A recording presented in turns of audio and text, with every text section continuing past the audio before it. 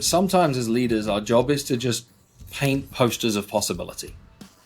How do you paint posters of possibility that can appear in the minds of others so they can see a version of themselves that they hadn't yet seen before, that now that they've seen that version of themselves, they cannot unsee it, and they would like to be more like the version of themselves that they just saw?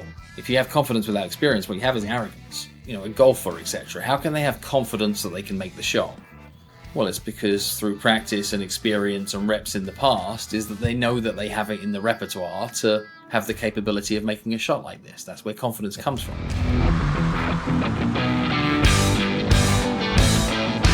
Good Hustle Podcast, episode 34. Today's a really big day for me. Just got done traveling. And actually, Phil, where are you at right now? I'm in New York. Oh, you're in the Manhattan? I'm in my upstate studio office rather than the one in the city. Oh, that's awesome. Actually, we just drove through there. I was on my way home from my honeymoon last weekend, and we just drove through the Bronx. So, oh wow, not a wrong turn. It's just the way it took us. So, gotcha.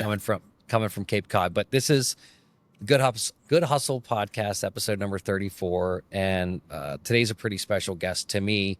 He is an author, an international professional speaker, a coach, a teacher, and it's Mr. Phil Jones. So welcome to the show. Thank you for having me here, John. This is going to be fun.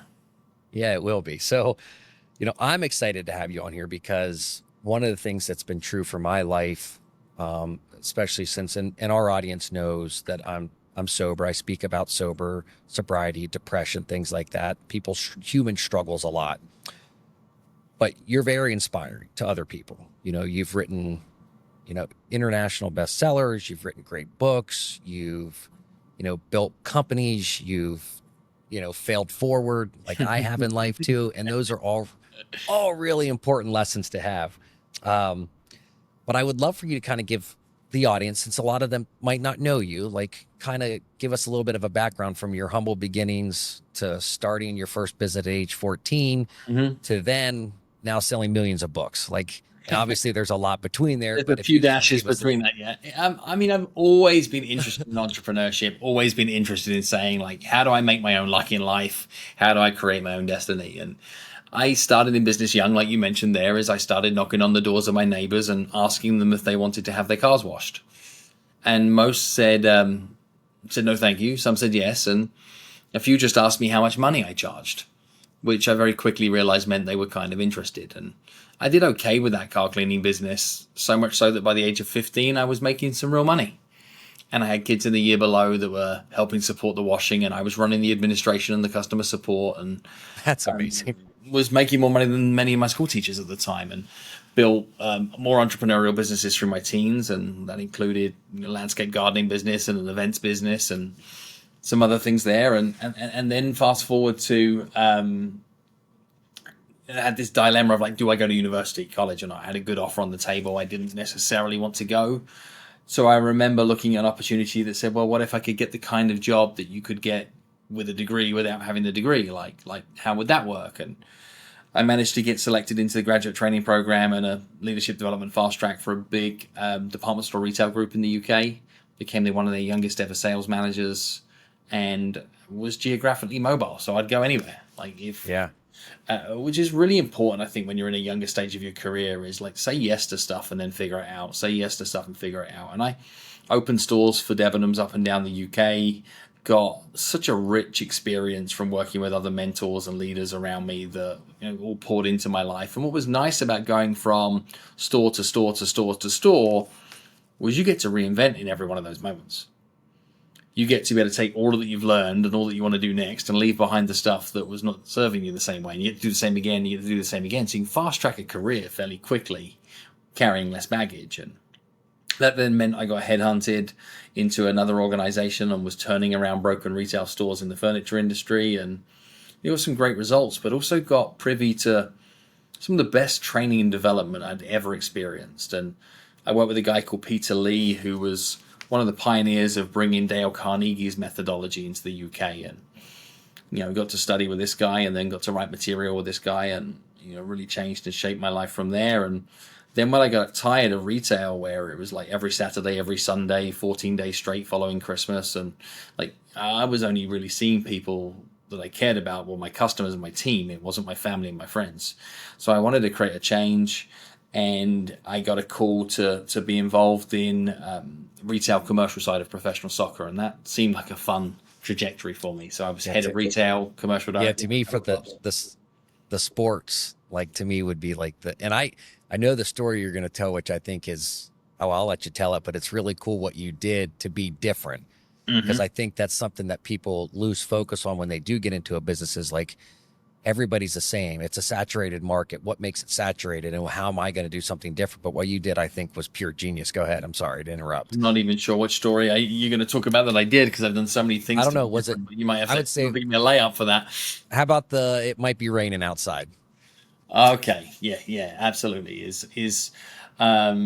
We did huge number of things in the retail environment to be able to just maximize sales. Is that, if it's raining outside, then what we'd be doing is just naturally moving all the umbrellas to the front of the store. We'd be sending people out of the shop with an umbrella and a poncho, and not leaving just the shop as being the environment where somebody could buy merchandise. It would bring the merchandise to people, and would forever be re-merchandised based on weather conditions and based on themes and based on who was picked on the team sheet, and Right. shifting as much products as we can, because you have moments, right? I think that's what I learned in the world of professional sport, is there are moments that you can capitalize and you can really turn revenue, and if you miss the moment, you can't get it back tomorrow.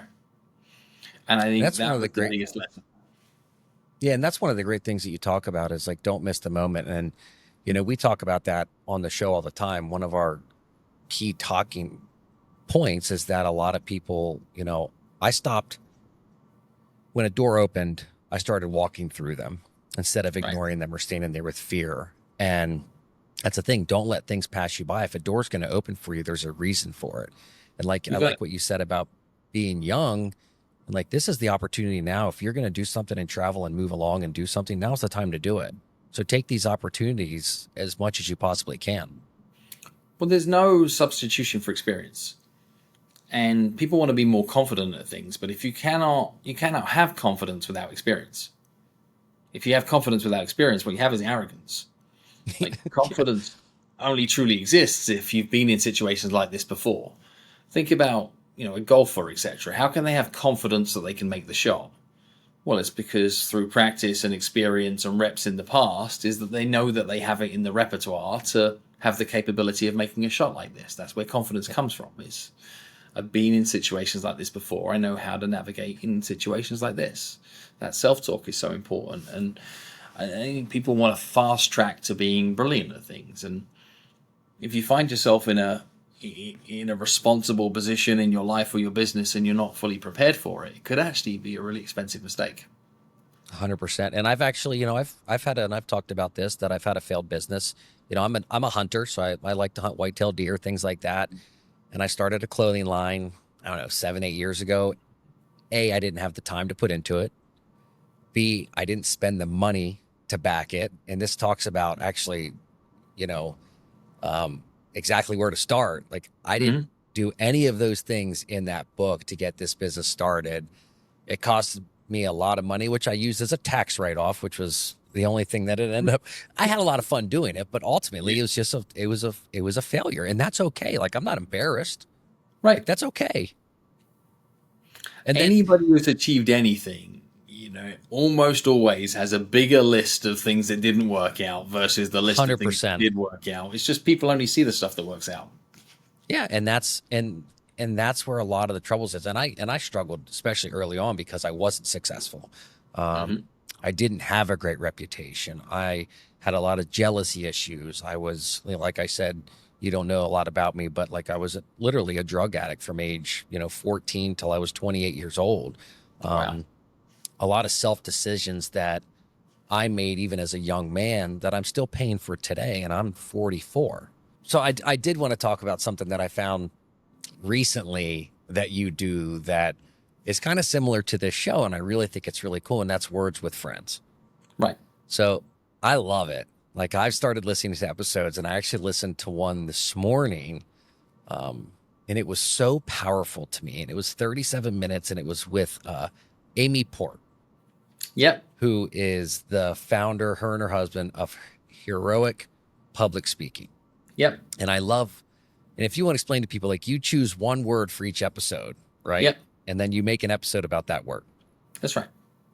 Yeah. And I So, happen to do it with friends, so people that I know reasonably well as well, and I think it makes for a richer discussion. And Words with Friends came about largely with me wanting to potentially do a podcast, but not to have the stresses and strains of having to do multiple episodes a week and to be able to run a stringent "where's my next guest coming from" type challenge. And words are my thing, and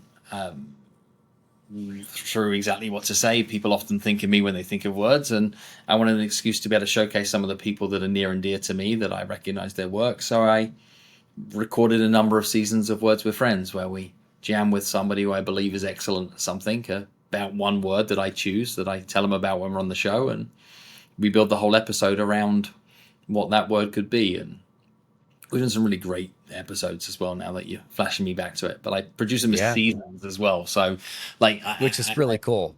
yeah, I'm probably going to do another. We're going to do a season 4 of Words with Friends coming up soon. So we've got some really cool guests lined up. Well, we kind of, when we started this podcast, this was supposed to be a real estate podcast. And we were Okay. like, I don't want to talk about that. It's, to me, that's not what I want to I discuss. don't think the There's nothing- world is out there thinking, you know what's missing from my life is just one more real estate podcast. No, and literally we ended up doing one episode and I wore a shirt that said good. Zach wore a shirt that said hustle. So I was like, the good hustle. It's a perfect. Done. Perfect Naming name. exercise over. That works. Yep. So, and then of course, obviously our word became hustle. Like it's all about hustle, but slowly and gradually as this show has progressed, there's been a word for me that has been very near and dear to my heart. And you and actually Amy Port talked about it, and it was transparency. Mm-hmm. And that to me was really big because on September 9th, 2008, I went to speak at I went to go talk to a counselor at a rehab. I didn't go to speak. Okay. And that was the first time I was really transparent about the struggles that I had and the addictions that I had gone through. And it was the first time that I'd ever asked for help. Yeah. And then I ended up getting sober right away. And 6 months later, I was at a 12-step meeting, and I was in a different state. I was in Tennessee visiting my grandparents, and these two guys were like, "Hey, do you mind sharing your story with this group?" Well, deathly afraid of public speaking. Like I can remember not finishing a class in college, university, because I had to do a speech at the end. So I was so afraid.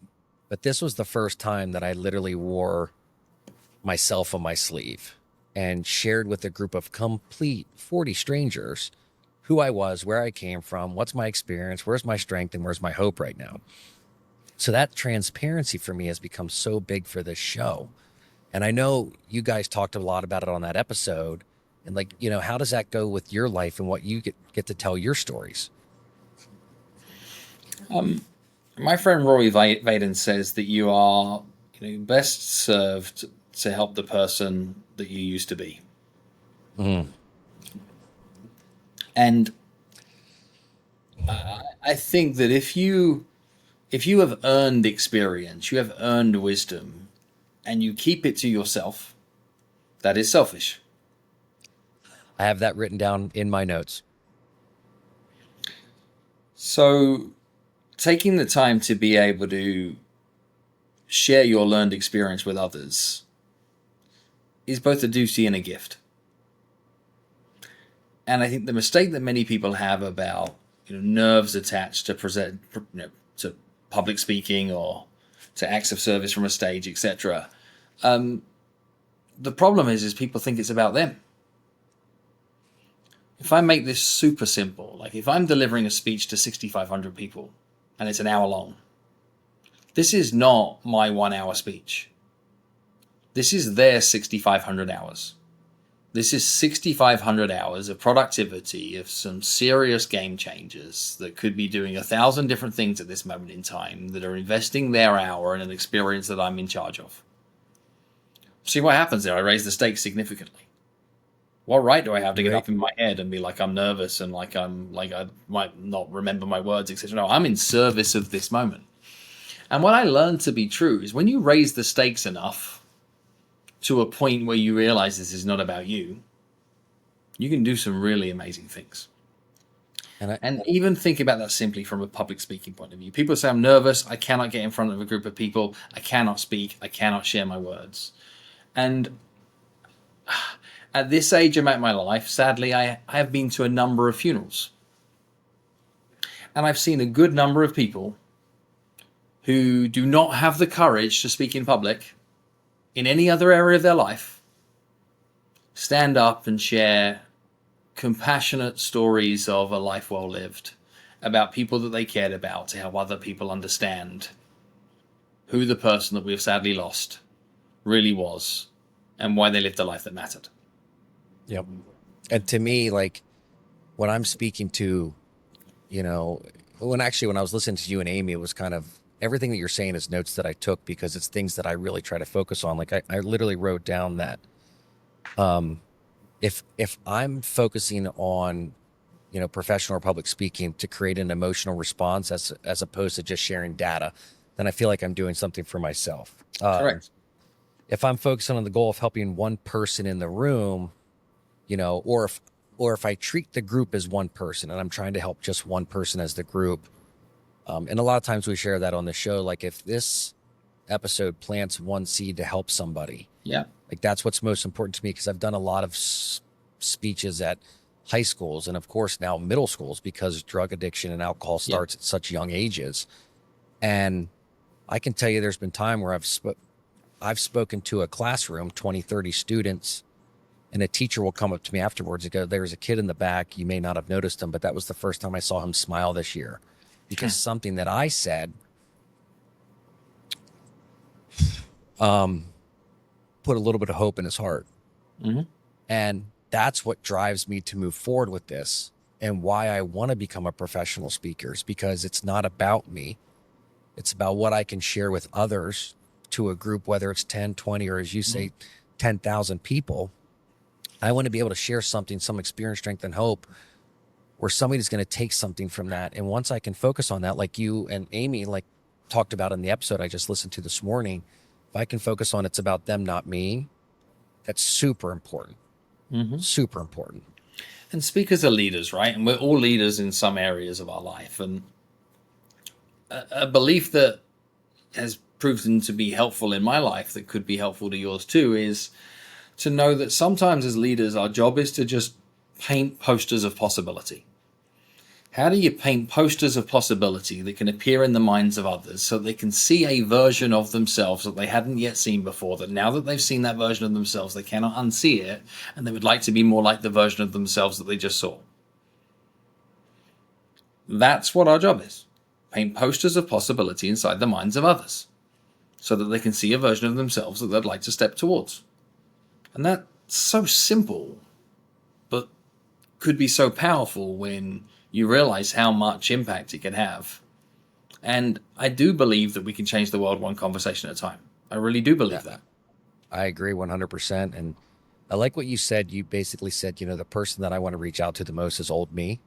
Yeah. Because when I do speak and I do talk to people and I want to share with them my experience, strength, and hope, what I always used to say was, listen, I want to make sure that somebody that is going through what I'm going through understands there's a way out. But it's not just that. It's also, I want to let people know that how grateful they should be that they didn't have to go through what I went through.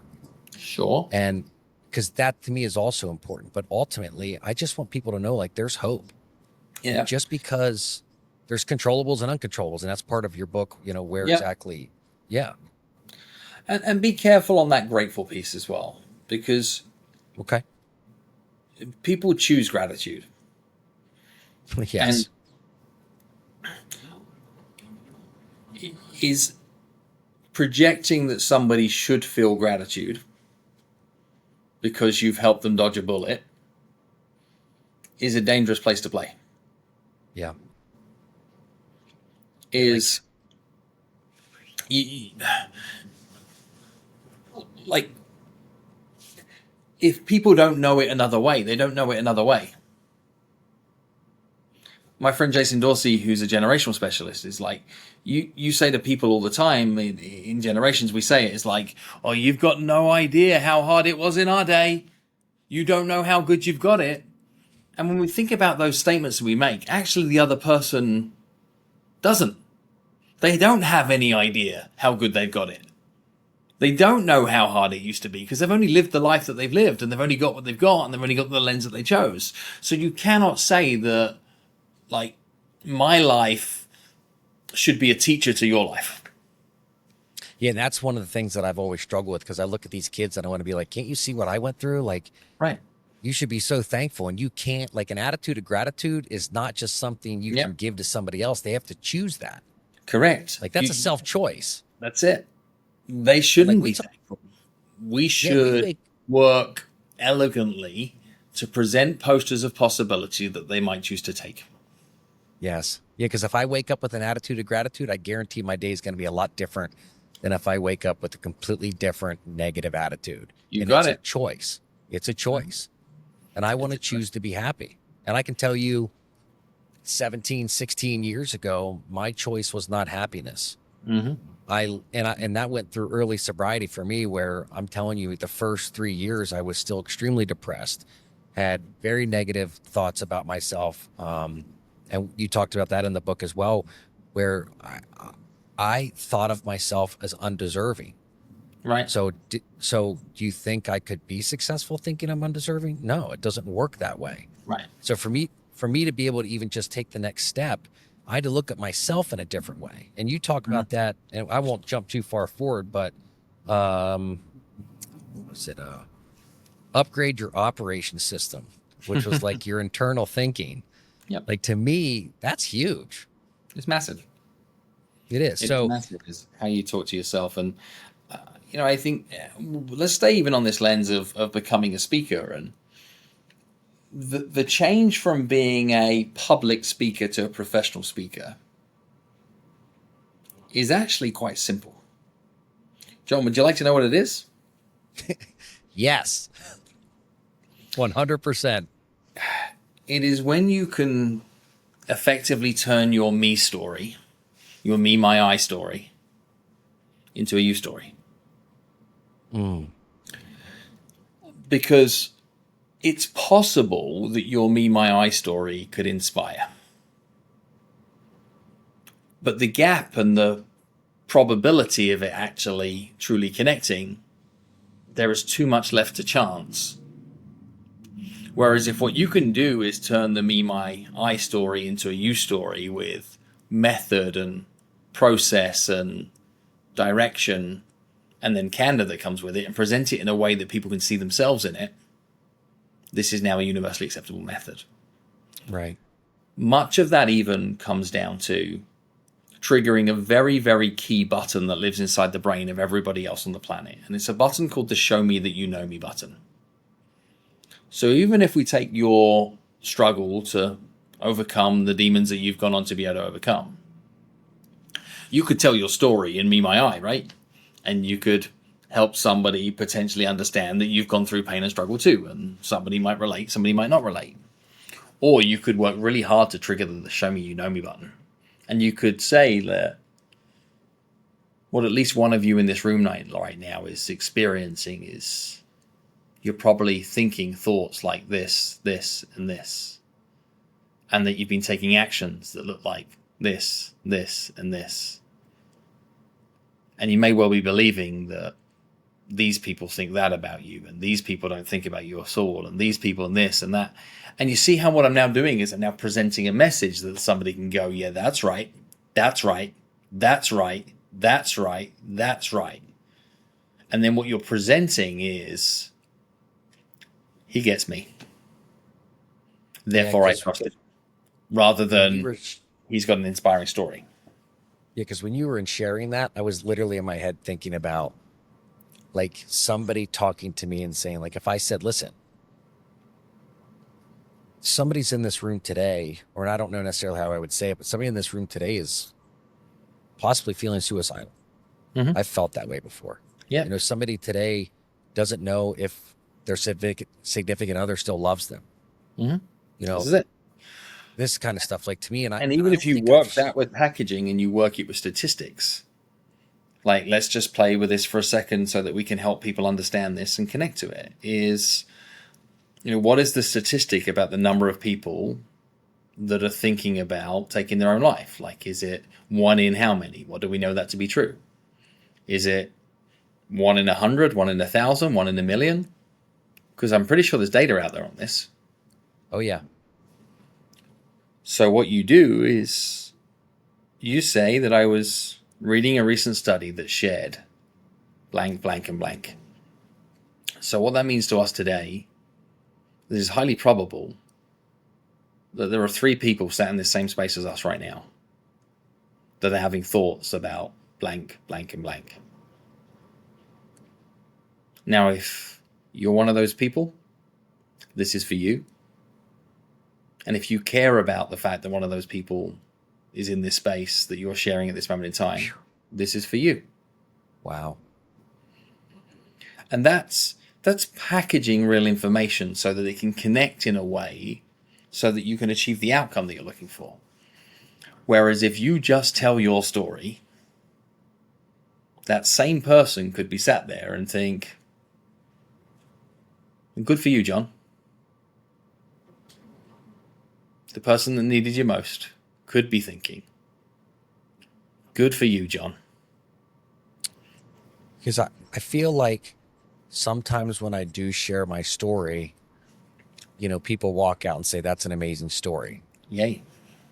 But that's not the goal I have, is for them to say, wow, I just heard a great story. The goal is for me to say something or talk about possible data, and then maybe, hopefully, praying somebody takes something from that and puts it into action for themselves. Yeah, or for others.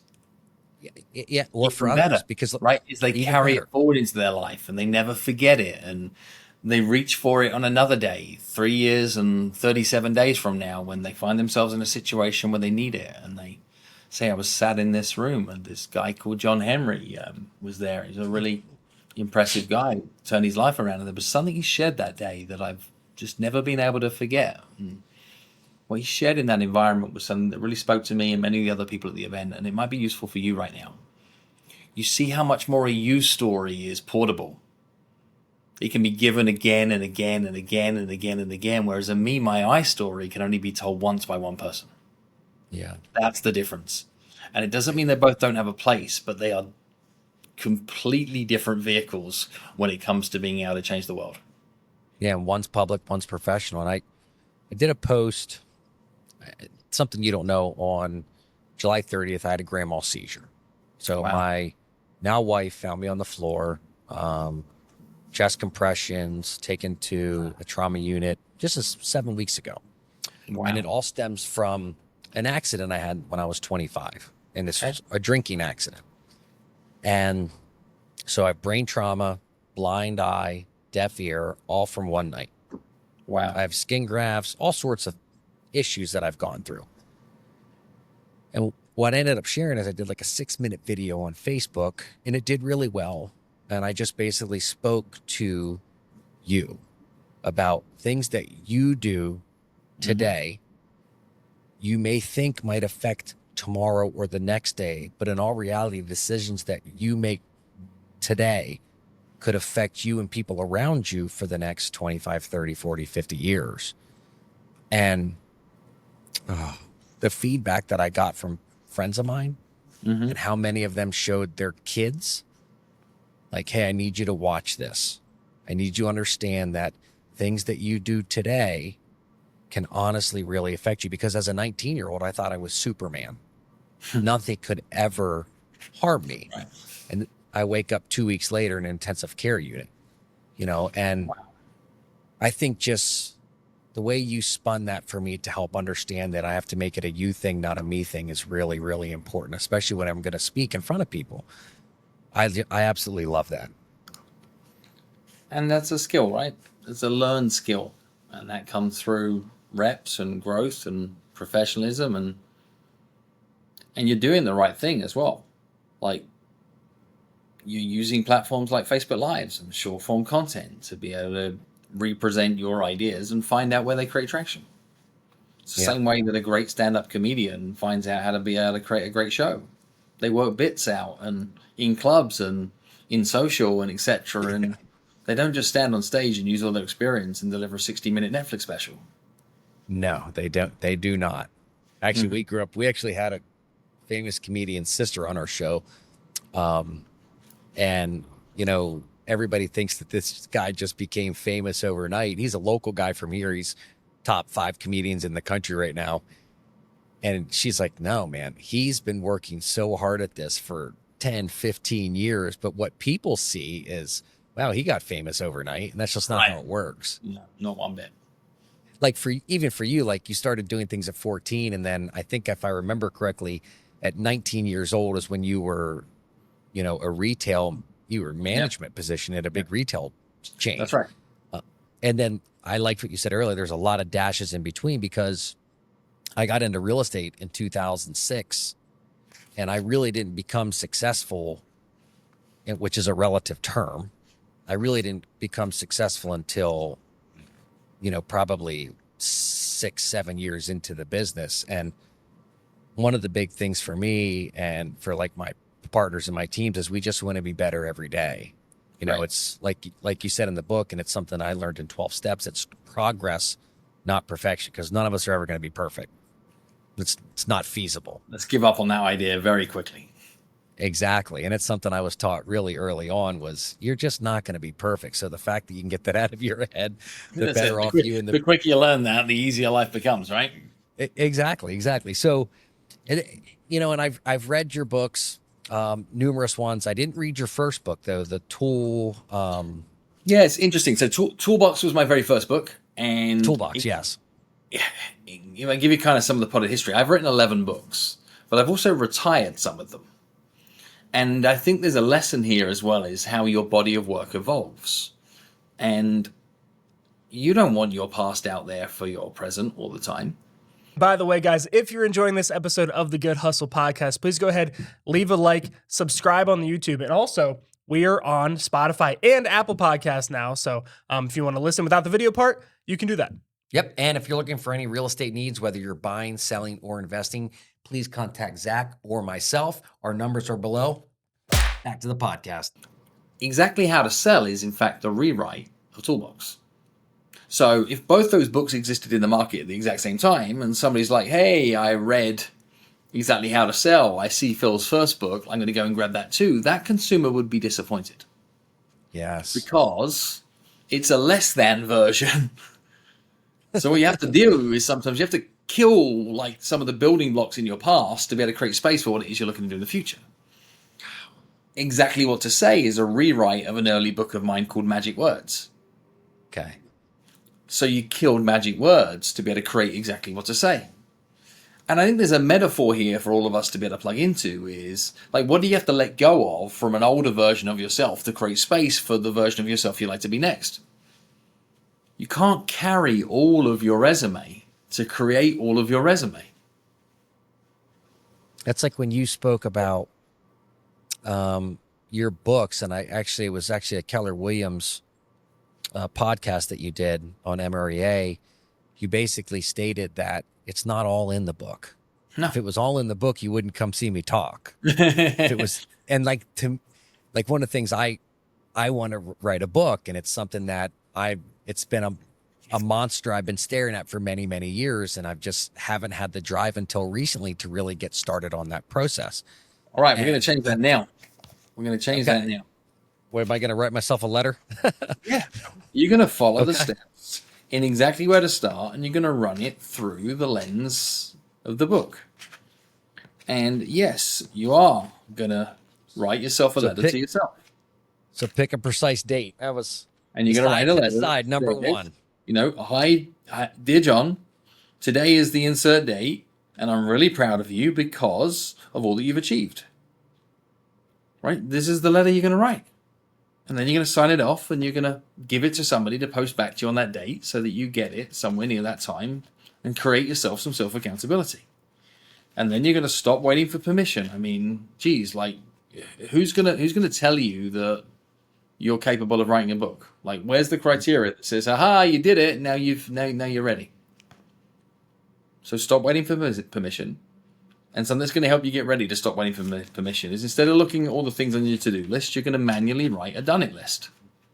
Because it's just saying, well, since you were X years old, let's write a list of all the things you've done. Because all of us are actually proven success stories. We just focus all of our efforts on our failures. Yeah. If you look at like, hey, I learned to walk. I mean, I went from being able to only make sounds and now I can speak. I mean, I used to be able to put my fork in my eye, and now I can successfully put it in my mouth most times. I hope I don't hit any of my eyes. Right. And you keep building that out from there, and then you look and say, well, how do I stare down the monster? And that's just asking yourself some questions. So let's ask ourselves these questions about this book. What are the questions that we would ask ourselves? Well, you firstly say, is it possible? Give me a yes, no as that. Is it possible that you could write? 100% possible. Okay. Well, how can you prove the concept? Write it down. Right. Share it with a few people and get a few people to say, yeah, that sounds good. I'd buy a book if that was the premise. And what's the worst that could happen, John, if you put this book out in the world? How bad could bad be? It doesn't sell, and I still did what I said I was going to do, and I accomplished something. So that ain't so bad, is it? And not at all. Well, how will you feel like when you're holding a book in your hand that has your name on it, or that you see somebody else that is holding the book in their hands that you help bring to life? How would that feel to you? It feels amazing. I mean, I had that clothing line that didn't really work, but once in a while I'd see somebody wearing my hat and I'd be like, huh, that's so you crazy. know how that feels, right? And that was just your hat. Imagine it was your words on paper with your name on it, not your brand, like the t-shirt. Actually, it says John Henry on the book. And like, could you make it fun? Could you make it like a game of like some form of gamification that's going to get you from now to book? Could you turn it into multiple steps? John, do you have kids? No. Taylor and I don't have kids. Do you have kids in your life that you'll enjoy? I have the most beautiful nieces and nephews on the planet. Perfect. So what you do is you build a chart that is all of the plug and play versions of the completion process of the book. And when you see your nieces and nephews, they are allowed to be able to color in those progress pieces. And they're going to hold you accountable to the steps that you're going to work through to be able to get this job done. They know that when they speak to John, have you colored in the next square? Have you colored in the next triangle? Have you colored in the next diamond yet? And what's the first step, John, if you were to write this book? The first step is to, I mean, you want to go over exactly where to start? Like decide to do it? What's your first step? My first step is to start writing. Okay. It's probably not. That's where the puzzle is. Your first step is to write a book proposal. Oh, a book proposal. Okay. Now, I know that you may go on to be able to self-publish this book.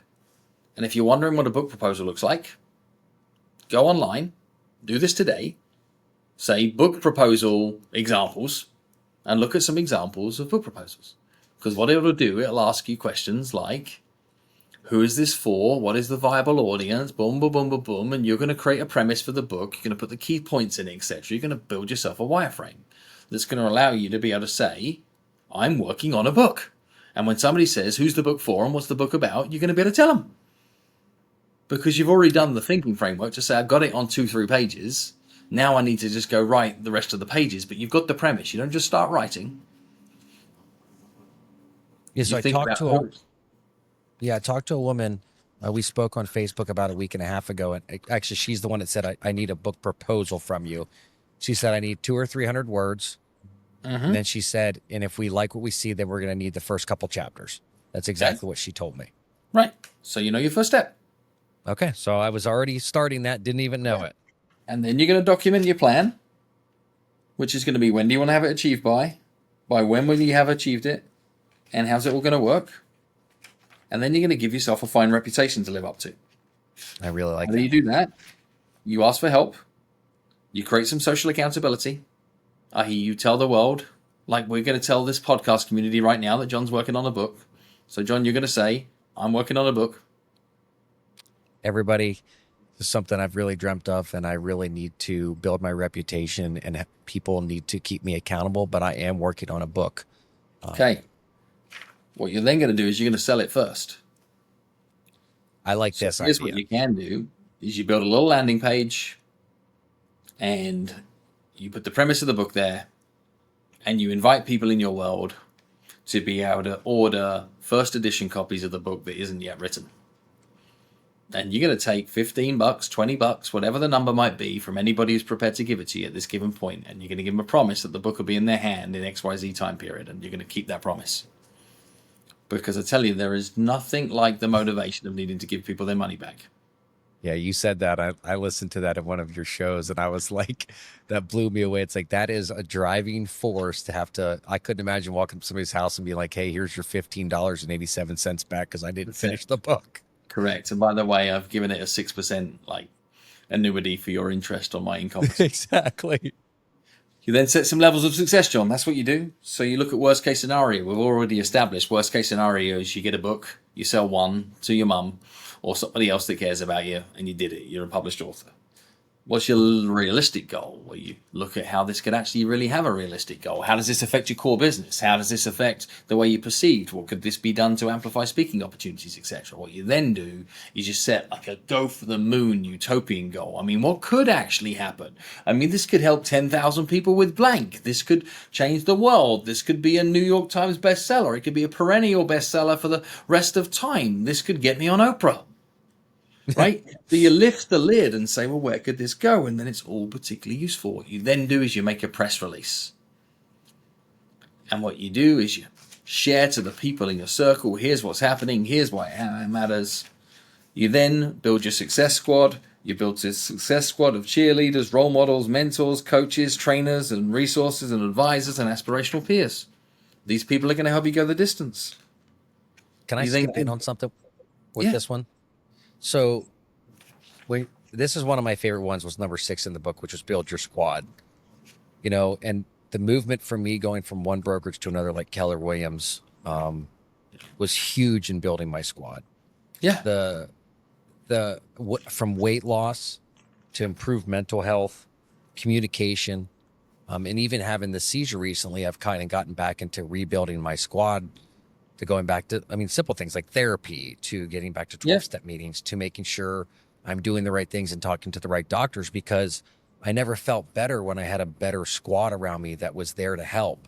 And for me to wave that white flag again and rebuild the squad like it was 15 years ago when I was happier than can be, and, marrying the most important woman in my life, which we just got married on the 7th of this month. And it was she's my best friend. And just what you're talking about, the building of the squad, it's been the biggest lifesaver for me. And that's what I try to share with others, is that building of your squad, as you call it, is me asking numerous people for help, trying to get my life back on track so I can be a better man every day and have that, which I think is the next one, progress beats perfection. Yeah. And this is just a method again, right? And to do that, you might need to upgrade your operating system, with what we touched on earlier which is the way in which you ask questions of yourself, the way of which you look to be able to utilize affirmations to be able to support, the way that you look to be able to change up your state, the way that you talk to yourself. When you talk to yourself, I write about it here in the book, is like, well, thinking is nothing more than a conversation you have that nobody else hears. Mm-hmm. Right?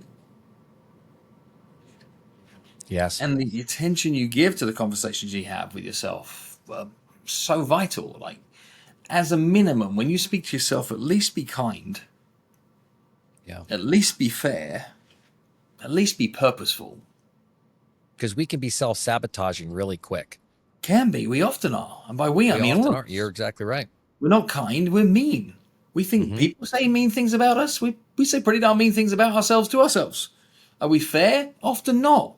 Often we are unjust. We are ridiculously biased by information that's irrelevant. Our sources for the conversation we're having ourselves cannot be trusted. And if somebody else was speaking to somebody else that you cared about in the tone that you speak to yourself, you'd probably want to be violent towards them. You'd put up a defense. And I've struggled with that my whole life. And what I can say is, I guess, who in this room struggles with self-sabotaging, because I know something I struggle with. And the answer to that, though, John, is everybody. Yeah, the answer 100%. is everybody. It's to what point is self-sabotage impacting your life? And you see how this becomes a different conversation. Yeah. It's not who self-sabotages and who doesn't. We all self-sabotage. And that recognition then makes it easier to talk about, well, how are you self-sabotaging versus how are you self-sabotaging? So then allow us to be able to have coping mechanisms. And you look at things like addictions is we all self-medicate in some way, some of the time. Whatever way that might be for us. And to not everybody is it substance abuse. It could be other things that people are dealing with. But when you remove the lines of black and white and actually allow yourself to be able to get into the mess to say, to what end are you doing this? What is your way of being able to approach this?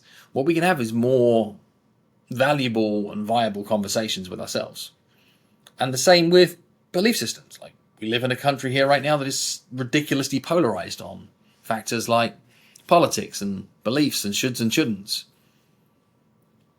And we shouldn't be talking in shoulds and shouldn'ts. Do you catch that? We shouldn't be talking in shoulds and shouldn'ts. Like, never speak in absolutes. And I know that is like very much an oxymoron in itself, is to say never speak in absolutes. But if we can find the space to operate in the gray, we create change. Yeah, I agree. And it's one of the biggest issues that obviously our country has, and it's been going that way for a long time. Yeah. And to me, it's like, it does not, like, my inner thoughts don't have to control me. And I have a choice of how I think and talk to myself throughout the day. Correct. Same way I have a choice to have an attitude of gratitude when I wake up, as opposed to just not being happy. And 4 weeks ago, well, let's say 5 weeks ago, a couple weeks after my seizure, I was in a really low place. You know, there were some brain issues that I'm dealing with and some things like that. But ultimately, I can still live a good life. You bet. I'm not going to let that affect every day of my life when it doesn't. You know, the bottom line is I only have today. We're only promised today. So why would I try to mess that up whenever this is what the exact moment, the present is where I'm living. You got it, man. You got it. And I love, you're the mess. Yeah, control your controllables. Because I know, do you know the serenity prayer? I do not. It's God, grant me the serenity to accept the things I cannot change. Got it, yeah. The courage to change the things I can, and the wisdom to know the difference. And the second I read all of chapter 10, it resonated with me the whole time, because especially since sobriety, understanding like acceptance and understanding what is controllable and not controllable have been three of the biggest aspects of my life for self-healing and understanding what I can and can't be happy about. Yep, 100%. And that's been really big for me. Mm-hmm. Exactly. And I'm very excited. Life is good. It is good. Yeah, life is good. Even better when this book's out in the world. Can't wait. When do I pre-order my copy? November 21st. Okay. I'll have it built up by then. Hold on. I'm going to wire you the money. I didn't tell you what year. I'm just kidding. 2024. I'll send a link to Tara. All joking aside, like, I'm playing with that not for you or not just for you, but for everybody. Like, if not now, then when? And yeah, 100%. If you don't have a better answer of when, i.e. like when, because, and these are the reasons, then the answer is now. Like, yeah, and that's a question. Have you read the book Eat That Frog? Yeah, of course. Yeah, I mean, and I thought about that when we were going through number 3, Stare Down Your Monster. It's like, man, and I'm not always good at it. Like, there's mornings I wake up when I should be doing A, B, and C, and I start working on E, F, G, when really I should have done A, and I don't do it. And it's something that it's an inner struggle. And who else struggles from that? Everybody.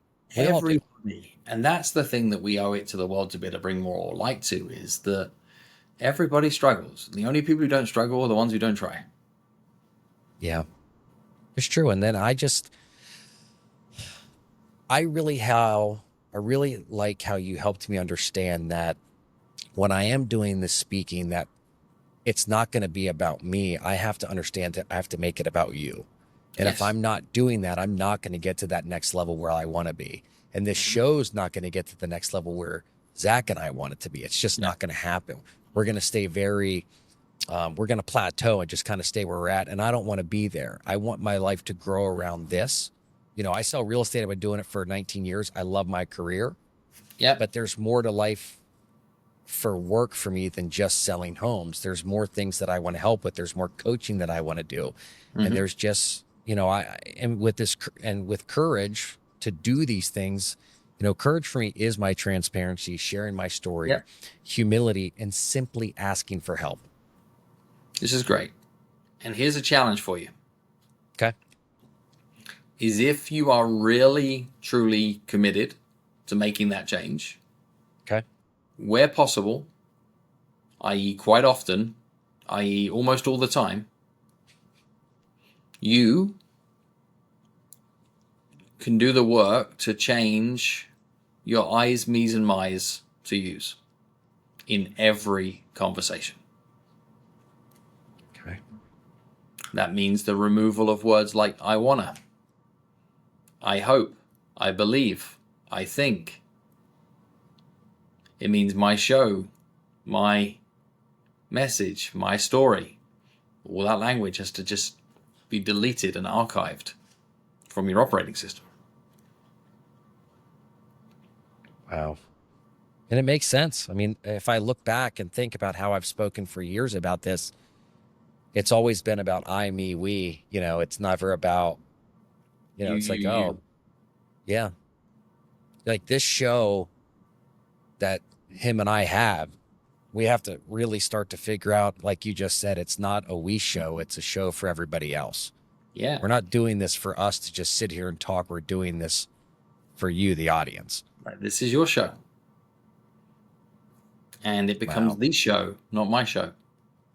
Yeah, the show, our show. Yeah, not even our show. Not even our show, the show. The show. Yeah. That's amazing to me. When when you're listening to the show, like this is gravitas. When you can move me, my's, and I's to use and make it make sense, you've got something. Yeah. And it moves you from look at me to come with me. And what I think others listening to this conversation right now have the ability or choice to grasp, should they choose to, is your vulnerability and openness to help others through change whilst you're actively working through change is insanely inspiring. And I appreciate that. Your leadership to say that I'm doing this and figuring it out as I go empowers others to be doing this and figuring it out as they go. So keep doing what you're doing and share your growth story whilst you're growing. And that's been the biggest thing for me is if I'm feeling really bad or, having some really bad thoughts, I share about it as soon as I can while I'm in the middle of it. Mm-hmm. Because I know that if I would have heard things like that while I was, I don't know, like if I would hear things like that while I was in the middle of it, it would give me that much more courage to share about it. Yay. And to maybe help somebody that might notice somebody else that's going through it. Yay. Well, this was perfect. I just think, I know we could go on for hours with this book. I know we could go on for hours with these topics. But like one of the things I got from you is when there is too much, you ever go to like a big seminar and they give you 3 days worth of stuff and it's just like, I'm going to go implement all this and you implement nothing. Yep. I think the way that you write your books and the way that you communicate how to do things does it in steps and stages that are small enough, yet big enough to actually make a change in our life. And it's not too much for us to handle at one time. Tiny, massive changes. Yes. And that's what I think you're so good at. And that's why I think this book was so helpful for me in some of the direction I want to go in. But like you said, you don't put it all in the book, because if it would have all been in the book, I wouldn't have had to talk to you today. But having talked to you today, now I've learned so much more stuff that I need to do to move this forward for the audience, not for myself and Zach, but for the audience. Like we want this thing to grow, but it has to be about you, not we. Mm-hmm. And remember, it's not the label of the audience. It's for you and other people like you. Gotcha. Understood. Well, So all of this, and you like, I obsess about language. So don't I'm catching well, I this. mean, you're really good at it. Well, that's why I'm excited for your class coming up in March, because I know Yeah. I'm going to learn a lot, and it's a 3-day class. I know there's probably going to be around, I guess, like 50 people or so, but Yeah, just like less than I'm that. gonna Yeah. less than that, whatever it is. I'm just very excited to, like, I got the note cards, I got the books, like, it's just starting to implement these things one day at a time is what I need to do, and I'm excited to do it. Yep. I'm going to teach you the method. All When right. you know the But steps, you listen, can follow 'em.